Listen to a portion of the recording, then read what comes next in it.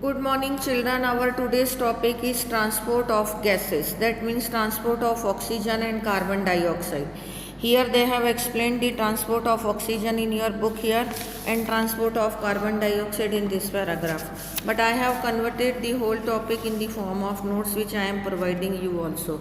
So first of all see that 97% of oxygen is transported by the RBC in the form of oxyhemoglobin and 3% of oxygen is carried in the blood plasma in the form of dissolved state. Now each molecule of hemoglobin can carry 4 molecules of oxygen.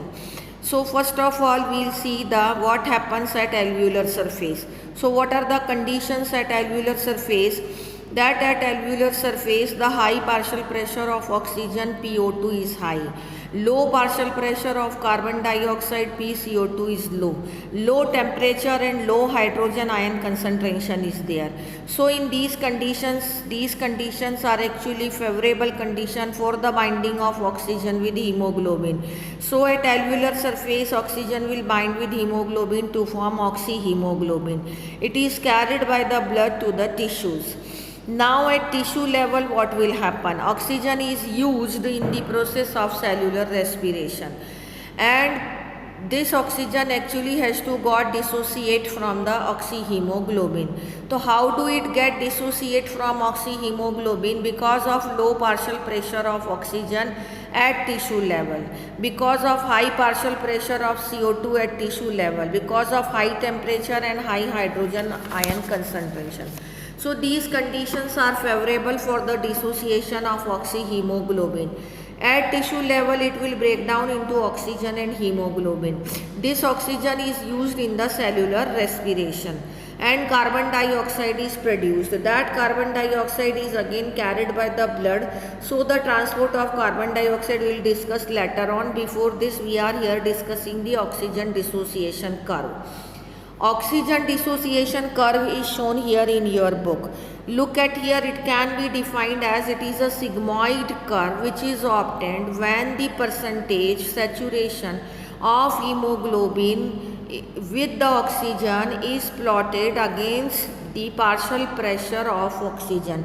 You can say the partial pressure of oxygen is shown here and percentage saturation of hemoglobin is shown here. More the partial pressure of oxygen is there, more the saturation of hemoglobin with oxygen is there. So that a sigmoid S-shaped curve is obtained. This curve is very useful to observe the effect of hydrogen ion concentration and CO2 partial pressure on the binding of oxygen. So this is all about the transport of oxygen. Now we will here see the transport of carbon dioxide. So 20 to 25% of carbon dioxide is transported by the RBC in the form of carbamina hemoglobin. 70% of carbon dioxide is carried in the blood plasma and in RBC in the form of bicarbonates. That means in the RBC the carbon dioxide is there in two forms, in the form of carbamina hemoglobin, in the form of bicarbonate ions. 7% carbon dioxide is carried by the blood plasma in the dissolved state. So in blood plasma also the carbon dioxide is in two forms, in the form of bicarbonate ions and in the form of dissolved state. Now at tissue level what happens to the carbon dioxide? What are the conditions at tissue level? High PCO2 partial pressure of carbon dioxide, high temperature, high hydrogen ion concentration and low PO2 is there. All these conditions are favorable for the binding of carbon dioxide with hemoglobin. At tissue level so carbamina hemoglobin is formed. This carbamina hemoglobin, that means carbon dioxide in the form of carbamina hemoglobin is carried by the blood and that is by the RBC actually. Now carbon dioxide is also bind at tissue level, is also carried in the form of carbonic acid and bicarbonate ions. So at tissue level carbon dioxide binds with water in the presence of carbonic anhydrase. and this anhydrase is present in the RBC. So carbonic acid is formed in the presence of the same enzyme. It dissociates into bicarbonate ions. These bicarbonate ions are actually carried by the blood. So blood carries carbon dioxide in the form of carbohemoglobin and in the form of bicarbonate ions. So now these bicarbonate ions and carbamina hemoglobin carried by the blood, and it reaches up to the alveolar surface. At alveolar surface actually the condition are reversed. PO2 is high and low, PCO2 low temperature, low hydrogen ion concentration is there. So the reverse process will take place. Carbamina hemoglobin will break down into carbon dioxide and hemoglobin. This carbon dioxide is removed from the blood to the alveolar sac, and from the alveolar sac it will be expired out. The similarly reverse process of bicarbonate ions also takes place.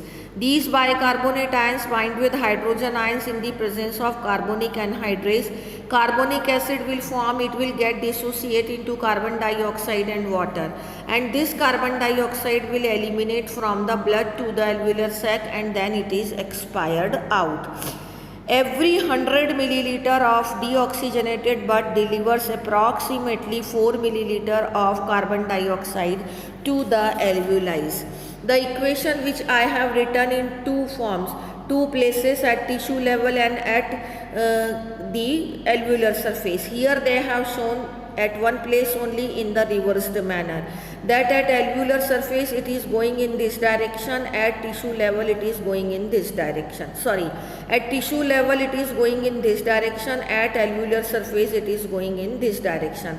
At alveolar surface this carbon dioxide will be removed in the alveolar sac, and then it is expired out. So this is all about the transport of oxygen and carbon dioxide. Thank you.